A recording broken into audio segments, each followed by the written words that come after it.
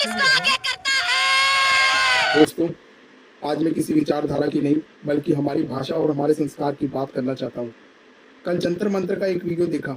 अगर उस वीडियो में किसी व्यक्ति ने, चाहे वे छात्र हो, नेता हो या कोई भी नागरिक, देश के प्रधानमंत्री या किसी भी व्यक्ति के लिए अभद्र भाषा का इस्तेमाल किया है, तो ये सोचने की बात है।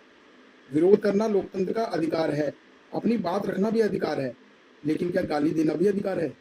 क्या अपमान करना ही आंदोलन की पहचान बन जाना चाहिए? हम बचपन से सुनते आए हैं कि इंसान की पहचान उसके शब्दों से होती है। मतभेद हो सकते हैं, लेकिन मर्यादा नहीं टूटनी चाहिए। जब कोई अपनी बात तर्क से नहीं बल्कि अपशब्दों पे रखने लगे, तो लोग उसके तर्क से ज्यादा उसके व्यवहार पर ध्यान देते हैं।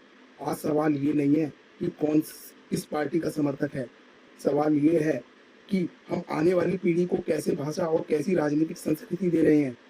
अगर किसी मंच पर नफरत, गाली और अपमान ही सबसे ऊंची आवाज बन जाए, तो समाज को इससे क्या संदेश मिलेगा? अगर कोई छात्र मर्यादा तोड़ता है तो उसकी आलोचना होनी चाहिए, लेकिन हमें यह भी याद रखना चाहिए कि किसी एक व्यक्ति के व्यवहार के आधार पर सभी छात्रों को, सभी माता पिता पर उंगली उठाना भी उचित नहीं होगा।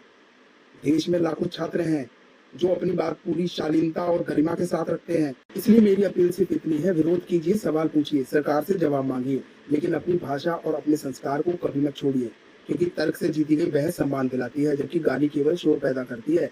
आखिर में मैं सिर्फ एक सवाल छोड़ के जाना चाहता हूँ, क्या हम ऐसा भारत बनाना चाहते हैं जहाँ बहस की जगह गाली ले ले, या ऐसे भारत जहाँ असहमति भी सम्मान के साथ व्यक्त की जाए? फैसला हम सबको मिलकर करना है।